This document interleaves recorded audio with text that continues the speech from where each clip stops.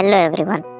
तो आज हम हाई फाइव हैबिट बुक की समरी देने वाले हैं, जिससे आप ये समझेंगे कि कैसे एक मामूली सा हैबिट आपके लाइफ को बदल सकती है। पर उससे पहले हम एक ऑसम स्टडी के बारे में बात करेंगे। तो एक बार न्यूरोबिक साइंस में एक रिसर्च हुआ था, जहाँ 3 ग्रुप के स्टूडेंट्स को लिया गया था और उन तीनों ग्रुप को अलग अलग तरीके से मोटिवेट किया जाना था। तो पहले वाले ग्रुप को उन्होंने बहुत ज्यादा मोटिवेट किया उनके टैलेंट, IQ और बिहेवियर देख के। फिर दूसरे वाले ग्रुप के स्टूडेंट्स को मोटिवेट किया गया था उनके काम देख के, जैसे होमवर्क, हैंडराइटिंग एक्सेट्रा। पर जो तीसरे वाले ग्रुप थे ना, उन्हें थोड़ा अलग तरीके से मोटिवेट किया गया था। वो जब भी एक टास्क को कंप्लीट करते थे, उन्हें एक हाई फाइव दे दिया जाता था। तो अब आप गेस कीजिए कि कौन से वाले स्टूडेंट्स ने सबसे ज्यादा हाई परफॉर्मेंस दिए थे अगले महीने। तो ये जरूर शॉकिंग हो सकता है, पर ये वही ग्रुप के स्टूडेंट्स थे जिन्हें हाई फाइव दिया गया था। तो क्या था एक हाई फाइव में जिससे उन स्टूडेंट्स का परफॉर्मेंस इतना हाई हो गया था? वेल, आप इस वीडियो में जान जाओगे, तो इस वीडियो को एंड तक देखिएगा।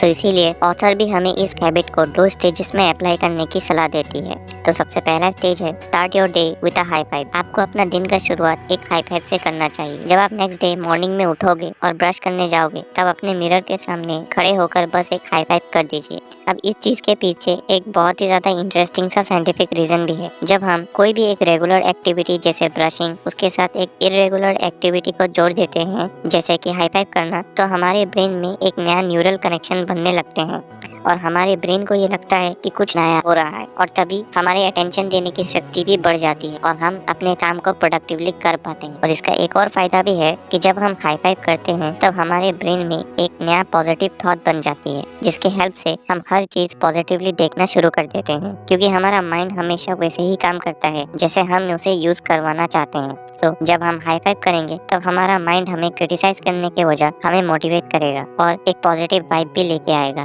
तो आपका एक सवाल होगा कि बस इतना ही, आखिर एक हाई फाइव से हमारी जिंदगी में क्या ही बदलाव आएंगे? वेल, ऐसा इसलिए है क्योंकि हाई फाइव बस एक पहला स्टेज है आपको पॉजिटिवली सोचने का। और अगर आपको लॉन्ग टर्म के लिए आपको नेगेटिविटी से दूर रहना है, देन इसका आंसर आपको सेकंड स्टेज में मिलेगा। उससे पहले हम आपको एक बहुत ही बड़े प्रॉब्लम के बारे में बताएंगे, जिससे श्योरली आप भी फेस कर रहे होंगे, और वो है हम सब नेगेटिविटी से सराउंडेड है। मैक्सिमम लोग सुबह उठ के खुद को क्रिटिसाइज करने लगते हैं, दूसरों से कंपेयर करके दुखी होते रहते हैं। पर सैडली ये सब करने से हमारी प्रॉब्लम और बढ़ जाती है, क्योंकि हमारे माइंड में एक रेटिकुलर एक्टिवेटिंग सिस्टम होता है, जिसका काम है कि जो हम ज्यादा सोचते हैं उन्हीं चीजों को हमारे ब्रेन में इंपॉर्टेंस दिया जाता है। मतलब अगर हम नेगेटिव सोचते रहेंगे, तो ब्रेन भी हमें नेगेटिवली और डिप्रेस करता जाएगा और हर एक नेगेटिव चीजों को ज्यादा इंपॉर्टेंस देने लगेगा, ना कि पॉजिटिव चीजों में। तो ये प्रॉब्लम बहुत ही ज्यादा डीप है, और इसीलिए ऑथर हमें सेकंड स्टेज में और भी ज्यादा डीप सोल्यूशन देती है। सो सेकंड स्टेज में हमें ऑथर बताती है 3 स्टेप लेने के लिए, जिससे हम अपने RAS यानी कि रेटिकुलर एक्टिवेटिंग सिस्टम को कंट्रोल कर सकते हैं।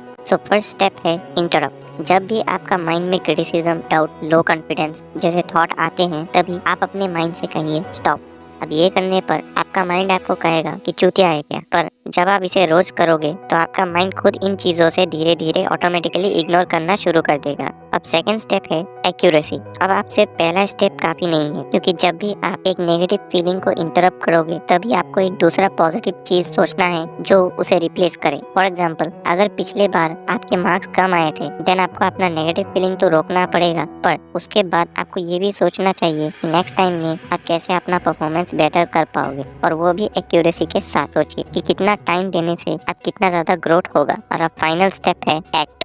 अगर आप सिर्फ सोचते रहोगे, तो आप ज्यादा दिन तक पॉजिटिव नहीं रह सकते। इसीलिए चाहे छोटा ही क्यों नहीं, पर एक्शन जरूर लेना चाहिए। इसके लिए आप रियलिस्टिक गोल बना सकते हो, जैसे अगर सुबह लेट उठते हो, तो next day at least half an hour जल्दी उठने की ट्राई करो, ना कि ऐसा कि अगर आप 8 बजे उठते हो तो डायरेक्ट 6 बजे उठने की कोशिश करो, क्योंकि उसे आप लॉन्ग टर्म नहीं कर पाओगे। और ऐसे ही छोटे छोटे एक्शन लेने से आपका बिलीफ सिस्टम बहुत ही ज्यादा कंक्रीट हो जाता है, और आप बहुत टाइम तक हर काम को पॉजिटिवली और इफेक्टिवली कर पाओगे।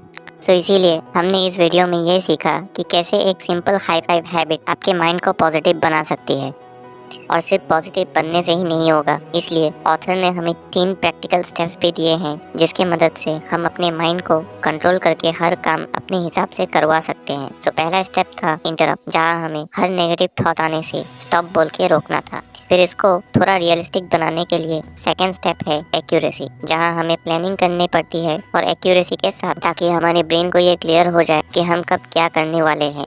और फाइनल स्टेप था एक्ट। और यहाँ हमें पॉजिटिव थिंकिंग और प्लानिंग को एग्जीक्यूट करना है, क्योंकि अगर सोचते रहेंगे तो कुछ बदलने नहीं वाला। तो यही था आज के इस वीडियो में। अगर ये वीडियो आपको अच्छा लगा देन चैनल को सब्सक्राइब कर लीजिए, ताकि ऐसे ही और ऑसम बुक की समरीज हम आपको देते रहें। Till then bye bye.